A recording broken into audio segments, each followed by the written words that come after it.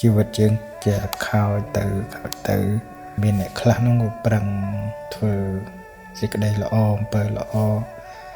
សម្រាប់ខ្លួនឯងនឹងបានច្រើនប៉ុន្តែមានអ្នកខ្លះទៀតទៅមិនបានធ្វើសេចក្តីល្អអំពើល្អទេប្រឹងទៅលើរឿងក្រក់ច្រើនជាងអំពើល្អពេលចឹងវាផ្លិចខ្លួនថា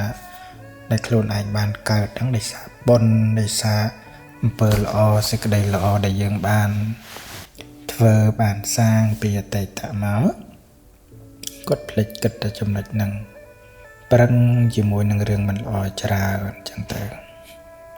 នេះជារឿងមួយដែលយើងគួរគិតពិចារណាថាជីវិតយើងរាល់ថ្ងៃបើសិនជាយើងគិតអំពី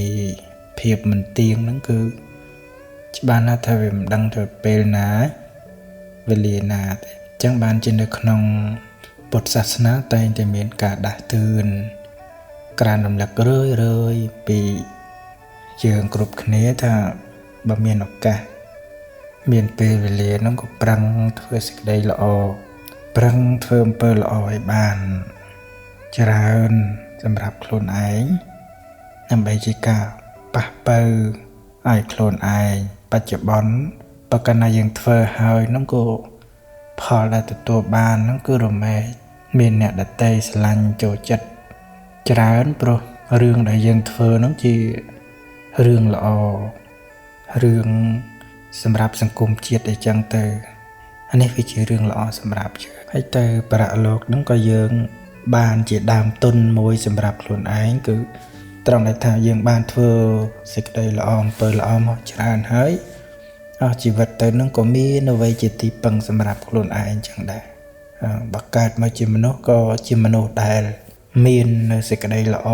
ពីអតីតមកហើយបច្ចុប្បន្ននឹងមានសម្ពាធបុណ្យមកសម្រាប់ខ្លួនឯងបើកើតជាមនុស្សក៏មិនមែនជាអ្នកខ្វះខាតជាអ្នកមានទ្រព្យមានរូបសម្បត្តិអីនឹងល្អប្រសើរណាអានេះវាអាស្រ័យទៅលើផលដែលវាឲ្យមកពីអតីតមកបច្ចុប្បន្នយើងក៏វាបានផលល្អដូចអ្នកខ្លះចឹងគាត់កើតមកចំតកូលអ្នកមានទ្រព្យស្ដុកស្ដំអីចឹងអានោះបើគិតទៅថាមិនមែនតែសុកទៅចេះតែបានទេវាអាស្រ័យទៅលើផលបុណ្យរបស់គេដែលគេសាងដែលគេធ្វើមកពីអតីតបច្ចុប្បន្នជាតិហ្នឹងទទួលបានសម្ពាធបុណ្យដែលគេបានធ្វើហ្នឹងមកបានតែគេហ្នឹងវាល្អប្រសើរកើតមកហ្នឹងក៏មិនមែនខ្វះព្រឹកខ្វះល្ងាចអីចឹងដូចថាបុណ្យគេមានពីអតីតមកហ្នឹងវាល្អប្រសើរហើយពេលចឹងគេក៏បានសិក្សារៀនសូត្រសាលាល្អរៀនសូត្របានខ្ពង់ខ្ពស់ចឹងទៅមានចំណេះវិជ្ជា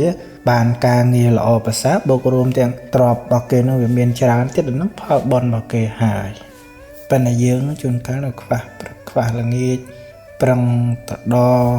ដាប់ទៅដួសអីតម្រាំតែបានល្អប្រសើរបន្តិចបន្តួចខ្លះហ្នឹងគឺថាទីសខ្វះបុណ្យយល់ទេចឹងបានធ្វើបុណ្យឲ្យបានច្រើនអំពើល្អសេចក្តីល្អហ្នឹងឲ្យបានរឿយទៅគឺថាយើងមានអ្វីដែលជាទីពឹងសម្រាប់ខ្លួនឯងណាបច្ចុប្បន្នហ្នឹងក៏ទទួលបានការស្រឡាញ់ពេញចិត្តពីអ្នកដទៃច្រើនហើយទៅប្រៈលោកទៅទៀតក៏យើងទទួលបានផលបុណ្យដែលវាហុចឲ្យមកអញ្ចឹងដែរមិនលំបាកលំបិនអីទេសាបុណ្យហ្នឹងវាហុចផលមកល្អប្រសើរហើយសម្រាប់យើងនេះជាអ្វីដែលយើងគ្រប់គ្នាគូភ្ញាក់រលឹកហើយប្រឹកក៏សាងសន្សំសេចក្តីល្អសម្រាប់ខ្លួនឯងហើយបានជានិច្ចកាលរឿយព្រោះដោយនៅក្នុងធម៌ថាសង្ខារទាំងឡាយវាមិនទៀងជួនកាលយើងជួបមុខគ្នាថ្ងៃហ្នឹងប៉ុន្តែទៅថ្ងៃស្អែកក៏យើងវាមិនដឹងថាបានជួបគ្នាទៀតឬក៏យ៉ាងណា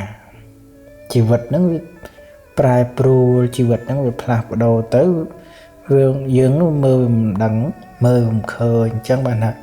ប្រឹងខ្នះខ្នែងជាយាមធ្វើអំពើល្អសម្រាប់ខ្លួនឯងជាមួយអ្នកដទៃឲ្យបានរឿយទៅគឺថាជារឿងល្អប្រសើរសម្រាប់យើងណានេះជាអ្វីដែលអាត្មាភាពចង់ចម្រើនពរទៅកាន់ញាតិញោមពុទ្ធបរិស័ទយើងគ្រប់គ្នាអញ្ចឹងបាទ